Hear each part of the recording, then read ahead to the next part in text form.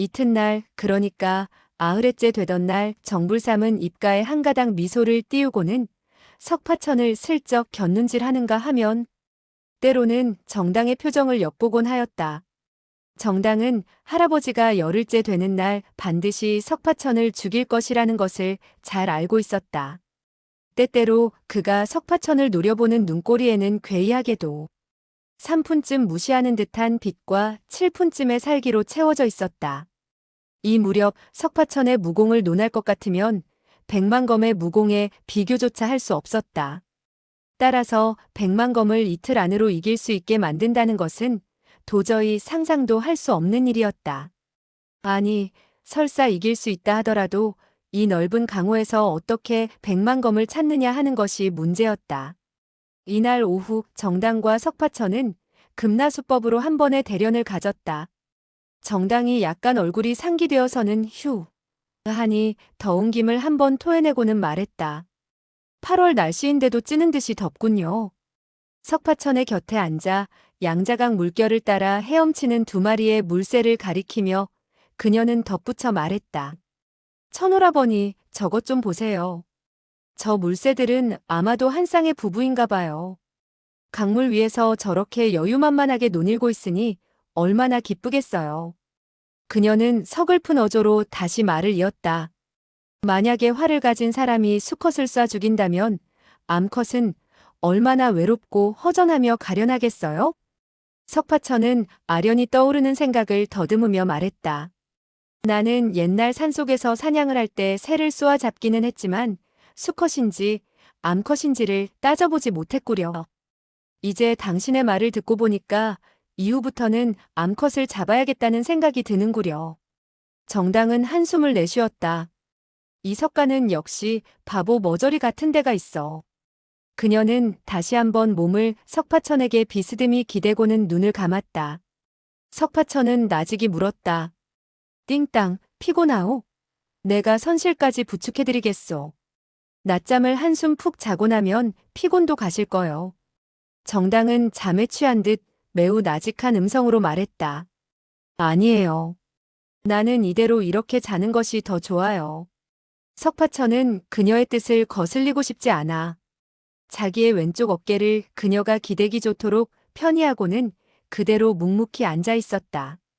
그녀는 길게 그리고 고르게 숨을 쉬면서 깊은 잠에 빠져드는 것 같았다. 그녀의 머리카락이 바람에 날려 그의 왼쪽 뺨을 슬쩍슬쩍 건드렸다. 그럴 때마다 약간 간질간질하긴 했으나 뭐라고 말할 수 없이 상쾌한 기분이었다. 벼랑간 가늘기 이를 데 없는 음성이 그의 왼쪽 귀로 흘러들어왔다. 너무나 나직한 소리인지라 분간할 수 없을 정도로 작았다. 이봐요. 천오라버니 잘 들어요. 고개를 끄덕여도 안 되고 말을 해도 안 돼요. 그리고 얼굴에 그 어떠한 표정을 띄워서도 안 돼요. 눈을 감는 것이 좋겠어요. 그리고 잠이 든 척하면서 코를 골면서 내 말소리를 숨기도록 해봐요. 그러면서 저의 말을 들으세요. 석파천은 크게 의아한 생각이 들었다. 혹시 그녀가 잠꼬대를 하는 것이 아닌가 하여 곁눈질로 그녀를 바라보았다.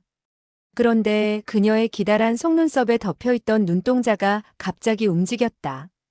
왼쪽 눈이 약간 떠지면서 두어 번 그에게 눈을 깜빡이는 것이 아닌가. 그녀는 두 눈을 꼭 감았다. 석파천은 즉시 그녀가 남모르게 할 말이 있다는 것을 깨닫게 되었다. 그는 정불삼에게 알리지 않을 어떤 말이 있는가 보다 생각하게 되고 하품을 하고는 눈을 감으며 중얼거렸다. 허참 피곤하다. 정당은 속으로 크게 기뻐했다. 천오라버니는 역시 백치는 아니야. 즉각 눈치를 알아차리고는 정말 그럴싸하게 시치미를 떼네. 이와 같은 생각과 더불어 그녀는 나직이 말했다. 할아버지께서는 당신의 무공이 낮고 또 백치이기 때문에 손녀사위가 될 자격이 없다는 거예요. 그러니 열흘의 기한을 정하게 되었는데 내일이 바로 그 기한이에요. 그는 반드시 당신을 죽일 것이 틀림없어요. 그런데 우리들은 백만검을 찾아낼 수 없지 않겠어요? 찾아낸다 하더라도 당신이 백만검을 이길 수는 없을 거예요. 잠시 여유를 두었다가 그녀는 다시 말을 이었다. 유일한 방법은 우리 두 부부가 깊은 산속으로 도망을 쳐서 할아버지가 찾아내지 못하는 곳에 숨어 사는 거예요. 석파천은 속으로 생각했다. 할아버지가 왜 나를 죽인다는 것일까? 띵땅은 역시 어린애야. 할아버지가 농담으로 한 말을 진정으로 받아들이다니. 하지만 우리들이 깊은 산속으로 숨어 할아버지가 찾아오지 못하도록 한다면 정말 재미있겠다. 그는 지금까지 그의 어머니와 깊은 산속에서 생활을 해왔기 때문에 그것이 가장 자연스러운 생활이라고 여기고 있었다. 이 며칠간 그가 겪은 일들은 그를 크게 당황하게 만들었다. 될 수 있으면 깊은 산속으로 들어가 조용히 세월을 보내고 싶었던 차에 이런 제의를 받자 너무 기뻤다. 아름답기 이를 데 없는 정당과 짝이 되어 함께 간다니 더없이 기뻤다. 정당은 다시 입을 열었다. 우리 두 사람이 도망을 친다면 할아버지가 쫓아올 거예요. 그러니 우리들의 무공으론 도저히 도망을 칠 수 없을 거예요. 오늘 밤 삼경 무렵에 내가 할아버지를 껴안고 할아버지, 천오라버니를 용서하시고 그를 죽이지 마세요 하고 부르짖을 터이니 오라버니는 재빨리 선실 안으로 들어오란 말이에요. 그녀는 매우 진지한 어조로 다시 말을 이어갔다.